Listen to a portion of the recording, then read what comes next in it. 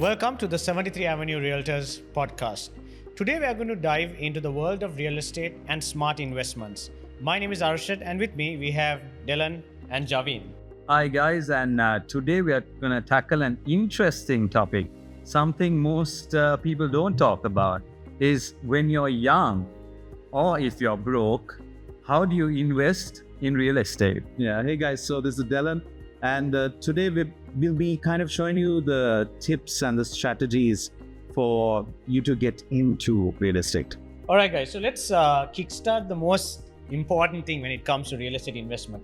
We all understand the challenges. I mean, I remember back in the day, you're earning a small amount of money, and then when you think of real estate, it's extremely, you first think a car, but now you're looking at a property, a house, right? It's extremely expensive, and the biggest question is, how do I get in? And I think these days for Sri Lankans, it's been really difficult with the inflation as well. So it's really hard for people to invest, especially if you're young. But we have some good strategies we can give you. And one thing, I think the best thing that most Sri Lankans don't do is a bunch of friends investing in property together. Javin, you're spot on. I think that's the first point to our discussion. Raising capital is hard, but what if you can raise capital collectively? A bunch of friends, we get together, we pool our resources, we pool our capital. You might have maybe $8 million, you might have 10, and maybe, $8 million. So put it together, and then we have close to 30 million. And that, I think, is a good entry price for any real estate asset class. Don't you think, Dylan? Yeah, definitely. And I think not only the finances behind it, I think it's the different skills that people have. So maybe one friend is very good in finance. Maybe another friend is very good in property management or something like that. So you need to find a good pool of colleagues, friends, business partners, and then set up kind of an REIT kind of investment group. I mean, if you're confused, REIT means rate. It's an investment fund, a collective investment fund.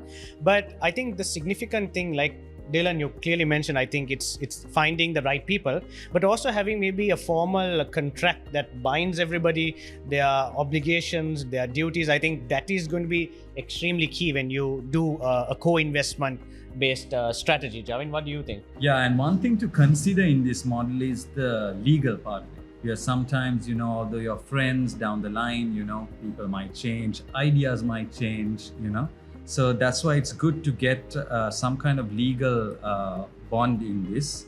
And that's why we would recommend starting a company. The group of friends can start a company where then, of course, everything will be legalized, documented, shares will be distributed properly. Yeah, I think, Javin, the perfect sort of transition into this whole co-investor model is first, I think, finding the right set of people. Having a strong legal instrument that binds everybody's rules and responsibilities, and then coming into some sort of format that gives everybody some sort of framework in how they should operate, if they want to exit, if they want to take profits. But ultimately, when you look at co-investing as a strategy, the proceeds of your investment over time can be split based on your equity, and everybody makes a fair share by just investing a very small amount into real estate and getting in. I wouldn't advise on a bank loan because it's a little bit tricky. You're looking at about 12 to 15% of interest. And when it comes to, your return on investment, that kind of cuts into your return. So that means the share value of everyone goes down.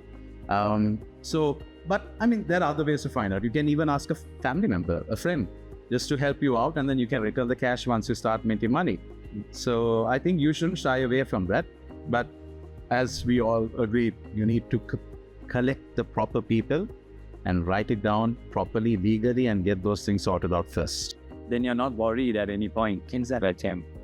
Fantastic. I think that's great for point number one.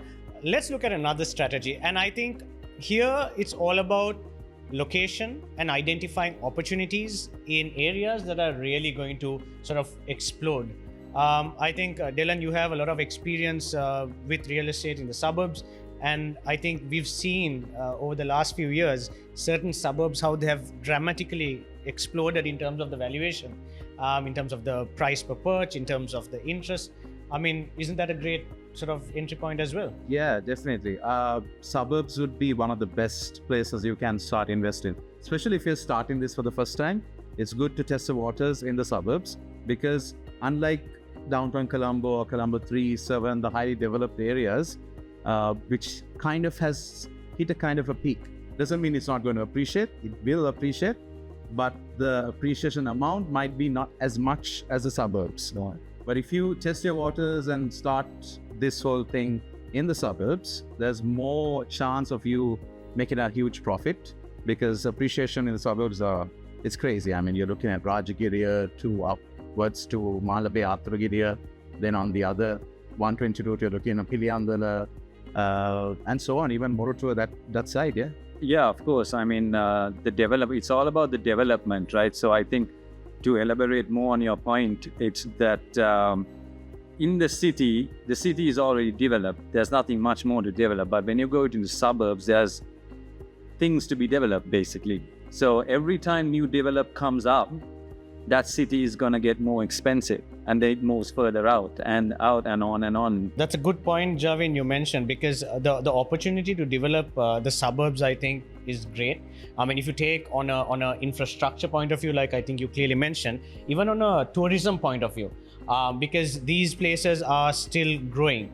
So if you do something innovative, if you take in the co-investing strategy as well, coming together, doing something that has a benefit for tourism, benefit in terms of infrastructure that can add value, these will really sort of build a lot of demand as well as the valuation. Not only residential, also commercial. There's so many businesses that are looking actually to move from Colombo to the suburbs, because one thing is it's easy for the employees to commute because not everyone lives in Colombo, central Colombo. So it's easy for them, and also the rentals are much less and you actually get a bigger space. So everyone is happy that. Or even if you have like a head office or a showroom in Colombo, they would want to have the back offices or another branch somewhere in the suburbs to cater to that crowd as well. So yeah, again, suburbs it's a win-win. So next up, let's look at getting into real estate early by identifying good developers with low ticket investments and a very exciting payment plan. Javin, what do you have to say to that? Absolutely. I think one of the most important things is selecting the right developer and the right project for you. Of course, the way we can obviously find that is basically check their track record, what have they done in the past? Are the people in the condominiums happy? Have they delivered on time, the handovers, things like that, completion of the project, all of those things. So there are some reputed developers in the country, which many people know. Of course, that doesn't mean like a new developer should not be regarded at all. Of course, based on, the backing they have, their backgrounds, So it's all about doing your research, and selecting the right developer. And I think something to top that off is developers who give flexible payment plans, because that kind of opens the market to a lot of people. I know several people, friends, colleagues who have started to earn in dollars and are enjoying that benefit, but they can't put money as a lump sum because they survive on their monthly income, which is a significant amount, but still they can't put a lump sum. So developers that give flexible payment plans, I think should be at the top of your list. I mean, just to add to that, payment plans are like the best entry, because you also have to look at payment plans that probably are interest free. So it gives you a bit of a cushion. I know there are some developers coming with exciting plans where they look at timelines where you pay maybe 1% a month. So it gives a bit of a cushion. It does not put a lot of financial burden. So identifying those structures, and maybe if it's a newer development, negotiating with the developer, based on how much you're investing upfront, and finding a payment plan that works with your financial flow. I think that is a sort of way that as an individual or as a team, where you can really, make it easy for you to get into real estate. Yeah, and I think payment plans are mainly given on off-plan projects, and I think off-plan projects are a great investment because you're paying much cheaper. The earlier you buy from the foundation stage, you're paying much cheaper than when it's actually completed. So you're making so much of gains at that point. But going back to what I said earlier, this is where you need to do your research on the developer. So you know that though you spend that initial down payment early on, you are very confident that they'll finish the project and give it on time and everyone's happy. Yeah. And another thing that you should do, I think, while researching on the developer as well, check their previous projects, their track record, obviously, and see how they started the pricing and after a few years what it was sold at. It shows you the capital growth of that particular development and the developer as well, which kind of gives you more confidence saying, okay, I'm putting 20-30 million now, but in 2 years it's going to up in about 10-15 million. So I think that's something that anyone who's looking to invest should look at. You should do your research. I mean, obviously the realtors will do research for you, but you should do your own research. I would definitely recommend that. I mean, 100%. I think that's where, companies like us also specialize in advising you to identify which developer to go for, what areas to potentially pick, because this is your hard-earned money. And it's important to understand your capacity in how much you can invest and identify where you can invest. You'd probably like to invest in Colombo, but if you don't have the financial backing and support, you might as well look at maybe a suburban area which is upcoming, which has potential in terms of tourism, and getting to those projects. Because the most important thing in real estate is not your timing, it's the time you get in, and it's never the right time. We all would have wished that we got in probably 10 years early, but at least it's never too late. That's the most important thing. Javin, what do you say? Yes, it's very true. And just before Javin, I think just to add on to what you said, there is a very famous saying in real estate: the best time to buy real estate was yesterday. Yeah. Who actually said? Was it some Chinese or Japanese? I don't know who said it. But I think that's the quote that epitomizes real estate investment in a summary. It's beautiful because it tells no matter how big or small you are, years back would have always been the best time. But if you have the opportunity right now, just get it done. And I think it's a dumb word of mouth thing that we Sri Lankans have as well. We're always saying, no, the market is going to go down. The market is going to go down. I've been 8 years in the industry. The market still hasn't gone down. And It never has. There is no record. It's going down. Wait a little bit. And then if I had $1 for the number of clients who actually was like, okay, the market is going to go down, I'm going to wait, I think I'll be buying one of those apartments. I think the logic behind that is this is an island and we have a limited resource of land, and it's a small area of land, unlike the other countries. So because of that, land prices will never go down because we have such, little amount of land compared to the rest of the world. So this is what sometimes Sri Lankans don't get or don't understand, is the fact that we have limited resources when it comes to land.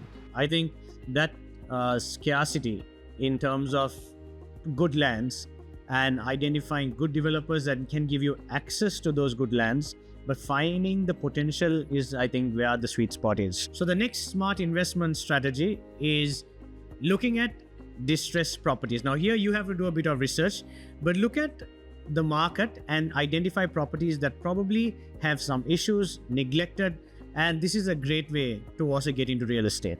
Yeah, so this is actually investment type even big businesses do. Big business people, people who want to start businesses. This is a very well-known business model where you take distressed properties and then either revamp it and resell it or revamp it and rent it. There's so many possibilities. So yeah, of course, these are the ones, where people, couldn't pay off their loans or people who need to sell off their property for an urgent. No, I mean, if you look at if you take banks, for example, they have properties for closure. And I think with COVID, there were a lot of businesses, a lot of hotels that, couldn't pay their loan. They had a massive financial deficit. and because of that went through a very turbulent time. And I mean, it's not only that, I probably that we know how many people have probably moved overseas and their properties are just barely neglected. I mean, I'm sure you have quite a few friends yourself, right? Yes, several. And one of the type of distressed property owners are those people who want to go abroad. Maybe they've got their PR and everything, but they don't have anyone to take care of their property and they just want to sell it off so that they can use that money to finance, maybe buying a house there or just live in. So there's a huge number of people in that sector as well who they're not necessarily in a bad financial stage in their life. It's just that they need the money urgently to move abroad. I mean, Dylan, would you agree with me if I tell you that this might be even a strategy where you might not have to upfront capital in any way? I mean, just think about it. You have a neglected property. You have an old uncle who's probably living there. You come with a creative approach, maybe join an architect, bring an interior designer, uplift the property in some way with maybe next to maybe a minor sort of investment. You give it, you plush it up a bit, and you dramatically increase the value. So in this way, you are not just taking a property and trying to sell it, but you're increasing the existing value, and which gives a better chance of it being sold for a higher price. I think the problem there is, I know several friends who have thought of it and who have tried it out and burnt their fingers, and then they've come to me and say, hey, we tried this, but it didn't work out. But then when I kind of investigated on what happened, they kind of got played out from different parties, because it's very hard to get proper people to do the work as well. Because from the painter to the cleaner, they can rip you off. Would you have like any, good strategies for our viewers in terms of how they can probably navigate this situation? So it's a very complicated one. You pick up your phone and call me. Yeah, I mean, see, that's the advantage of working with our team, is that we are multifaceted. We have an answer, but I think the way to navigate is really being clear about what you want from this property. Do you want to maybe just buy it when it's distressed, hold it till the land appreciates and flip it? Do you want to buy it, add some value to it, and then maybe rent it out, put it for an Airbnb? I think that's another area that we specialize in, and generate some passive income and then maybe flip it. Or are you looking to sort of maybe increase the value in this place, hold it for a period of time, and see what sort of mixed development opportunity you can do with this? So there are different strategies, but I think the ultimate thing is by really identifying what you want to do with this property. And just to add on to that, I think we Sri Lankans are very, very kind of comfortable with the lazy investment, because even our parents, our grandparents, our uncles and aunties, if you ask them what their investment strategy was, most of them say, yeah, fixed deposit. And there are some people who only invest in fixed deposit, no matter what. They're like, no, that is risky, this is risky, that's this bubble, that bubble, and they'll just put fixed deposit. And even there's a group 2 who does fixed deposits, but understands the real estate is where you make money. But even in real estate, they choose the laziest investment, which is buy a land, keep it for 20 years and then sell it. But that's not the only thing you can do. You can buy an old house, it looks crappy, but you buy the old house, you do it up a little bit, make it kind of like a vintage place, and then you Airbnb. So your land will appreciate in 10, 15 years or whatever, but until then you're not just waiting with nothing. You're earning monthly. At least you're paying off your taxes, your staff or whatever. That's something.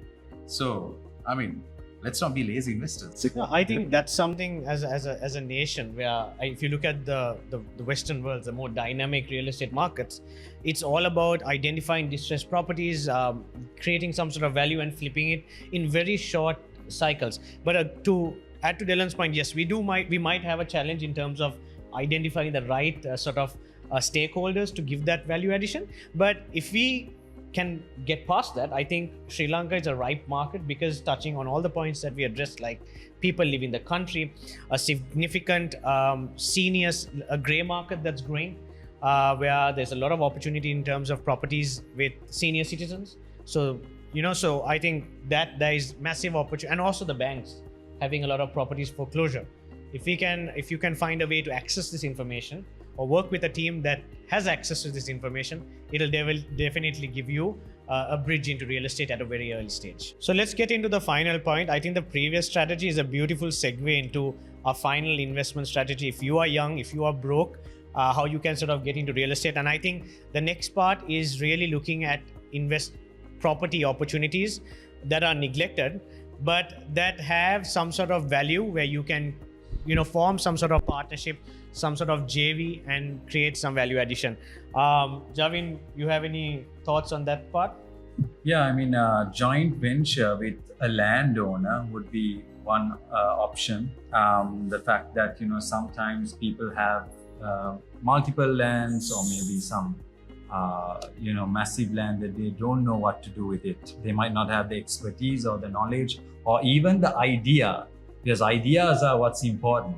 And if you have an idea which you can take and use someone else's land for it, then that's a joint venture right there. It's all about you proposing your idea and then, getting the business rolling. Yeah, and I think you might be wondering where do I find these people? I mean, your senior citizens, like you said, the grey market, your grandparents, friends, family. You'll be surprised at the people who actually have big lands and you don't know about it. I mean, I've been surprised by some of my grandmother's friends, and I'm like, oh, okay, you have 100 purchases in there. I'm like, what are you doing with it? I don't know, Puta. And I'm like, come on, let's do something, because it's like you do a joint venture with a senior citizen who doesn't have the energy to kind of think about it. I mean, come on, they've worked most of their lives and they're retired. They don't want to put energy into something else. So you be that person. You bring the energy to the table and you say, okay, right, I'll build this apartment. I'll give you 10 apartments. So there are ways on how you have to make it a win-win situation. Obviously, you have to be fair by your joint venture partner. But I mean, it's very doable. And we all know that friend we have, the guy with deep pockets, that extra bit of cash.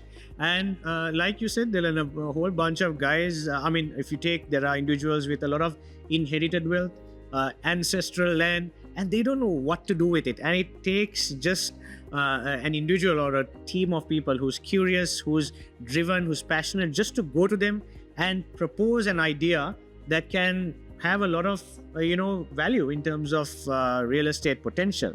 So it's just about looking around, talking to people, and then identifying these, properties, going with a proposal, maybe bringing in an architect, maybe a small property developer, a real estate company like ourselves to help with the sales, and, just putting a proposal together. Yeah, definitely. And something I think is very underrated in Sri Lanka is there are so many very talented architects here. It's so underrated, I can't believe it. I've seen some of their work. It's world class. They should be getting awards internationally. The thing is, we are not utilizing their talents. So man, find a really good architect, which is very easy. All of the architects I've met have been very good, but there's some who are exceptionally great.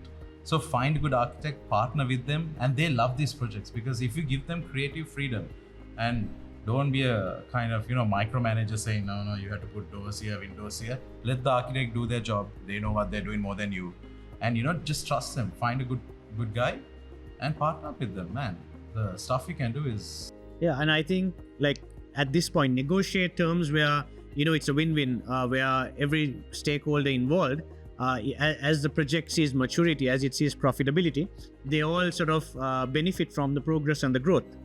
Yeah, and also, I mean, even joining with the foreigners, because something else, what people can do is, how foreigners can't buy land in Sri Lanka unless it's freehold. So then, one option is basically, if you invest in a land and they invest in the business, and you have some kind of, agreement in profit sharing, I mean, that's another opportunity as well. Yeah, I think talking about foreigners and even expats, Javin, if you look at our market, property management is a massive opportunity for anyone to get into real estate very fast. Talk to your friend, talk to your relation, find an vacant, unused property or an ancestral home, flush it up a bit, and put it out for an Airbnb. I think Dylan, we mentioned this, and that's something that we're excessively talking about at 73 Avenue. Where you can really bring parties together, uplift properties, put it for Airbnb, and manage it. because that itself is a great sort of entry point into real estate. I mean, I've known several friends who love to do this, but then their question is, okay, Taran, I'll invest, we'll make an apartment complex, okay, just 5 floors, la di da, and then what? And I'm like, well, manage it. And they're like, oh, but I can't manage it, it takes so time. Yes, property management does take a lot of time. I'll tell you that. I don't need to lie to you saying that it's very easy, it takes a lot of your time. But that's where you call a company like 73Avenue, where we have a property management team and we can help you out. So basically you do all of that, we manage it for you, and you take your profit. So there you go. At 73Avenue Realtors, we specialize connecting with investors with opportunities like this. And if you're interested in exploring co-invests and opportunities, speak to us and we'll guide you through. Not just that, if you want to work with reputed developers with attractive payment plans, no interest or low interest, talk to us. We'll find you, we'll guide you, and we'll show you the best developers to invest your money with. And that's a wrap for today. We hope you found these strategies useful, and we hope you take this information and get into real estate investing. And remember, real estate, investing in real estate is being creative and finding the right opportunities. Thanks for tuning in, and don't forget to follow us for more insights on real estate and smart investments.